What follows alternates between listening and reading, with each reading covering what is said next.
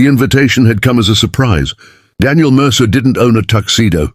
He owned one suit, navy blue, bought 6 years ago for his wife's funeral, and he pressed it the night before with the kind of careful attention a man gives to things he cannot replace. If you believe in kindness, second chances, and the power of small moments to change lives, please like, comment, share, and subscribe to Kindness True Stories. Also, tell us in the comments, where in the world are you watching from? His daughter Lily, 8 years old, and already wiser than most adults he knew, had straightened his tie and told him he looked like a movie star.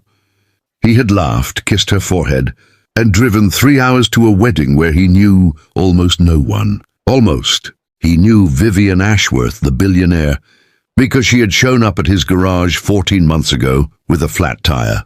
No signal on her phone, and the particular frustration of a woman unaccustomed to being helpless. He had fixed the tire, refused her $100 tip, and made her a coffee from his old machine in the back. They had talked for 2 hours. She had come back the following Saturday, and the one after that, until somewhere between oil changes and honest conversation, an unlikely friendship had grown roots. When her younger sister Claire announced her wedding, Vivian had called Daniel and said simply, "I need someone real there. Everyone else will be performing." He had tried to decline. She had not allowed it. So there he sat, third row from the back, in his navy suit, while women in designer gowns floated past and men in Italian shoes glanced at him the way people glance at something that doesn't quite fit the picture. A bridesmaid with sharp eyes and sharper opinions leaned toward her companion near the entrance and said, "Just loud enough. Who invited the mechanic?" Her companion giggled. Daniel heard it, said nothing, and looked down at the printed program in his hands. Vivian's mother had approached him near the champagne table before the ceremony and asked, with a smile that didn't quite reach her eyes, how he knew the family. "I'm a friend of Vivian's," he said. The woman had nodded slowly, the way people nod when they've decided not to believe something, but are too polite to say so. He didn't explain further.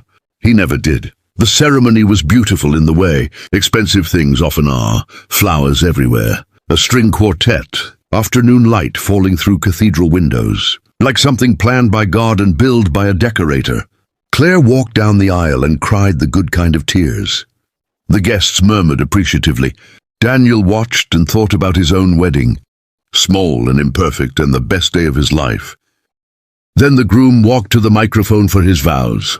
His name was Marcus Webb. He was 34, handsome, the founder of a logistics company that had recently been featured in 3 different business magazines.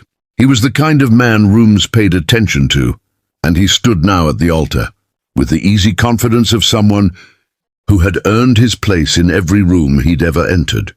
He began his vows. His voice was warm, practiced, full of love for Claire. But then he paused, not the pause of a man collecting emotion, but something different, a stillness that moved through him like a current. His eyes had drifted almost without permission to the third row from the back, to the navy suit, to the quiet man sitting alone with a printed program in his hands. The color left Marcus Webb's face. He stood at the altar of his own wedding and stared, and the silence stretched long enough that Claire touched his arm. He didn't seem to feel it. His mouth opened. The word that came out was not "I do." It was not Claire's name. It was not anything from the vows he had spent 2 weeks writing. It was one word, barely above a whisper, and yet the acoustics of that cathedral carried it to every corner of the room. "Boss." The ballroom. It was technically a converted cathedral with a reception hall attached, and the walls had ears, seemed to stop breathing. Heads turned. The string quartet lowered their instruments. Vivian, standing at the front as maid of honor, closed her eyes briefly with the expression of someone who had wondered if this moment might come. Marcus stepped down from the altar. His best man reached for his arm, and he moved past without seeing him. He walked up the aisle, past the front rows of confused family members, past the middle rows of murmuring guests, all the way to the third row from the back, where Daniel Mercer sat with the stillness of a man who had long ago made peace with being overlooked. "It's you," Marcus said. His voice broke on the second word. I never knew your last name. I never knew your face. I only ever had a name on an email and a voice on a phone. Daniel looked up at him calmly. Hello, Marcus. You saved my company. The words came out ragged. 5 years ago, Web Logistics was 3 weeks from collapse. We had 600 employees. I had borrowed everything I had. And someone, you, bought a silent stake, restructured the debt, negotiated with the suppliers, and then sold the stake back to me at cost the moment we were stable. I tried to find you for 2 years. The holding company was a shell. The lawyers wouldn't give me anything. I thought, he stopped. He pressed his fist briefly to his mouth. I thought it was some kind of angel. I genuinely thought that. The church was so quiet you could hear the candles. You were good at what you did, Daniel said simply. You just needed time the bank wouldn't give you. It seemed a shame to let it go under. 600 families, Marcus said. My team, my whole life. You walked away without a word.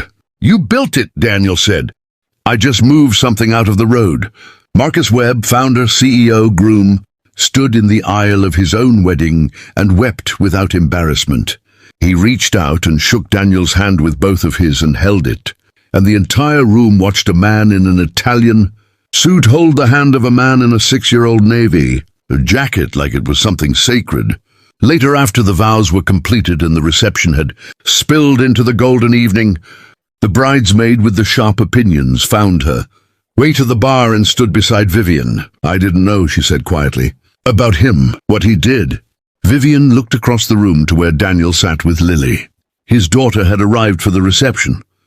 The little girl eating cake and describing something with enormous enthusiasm while her father laughed.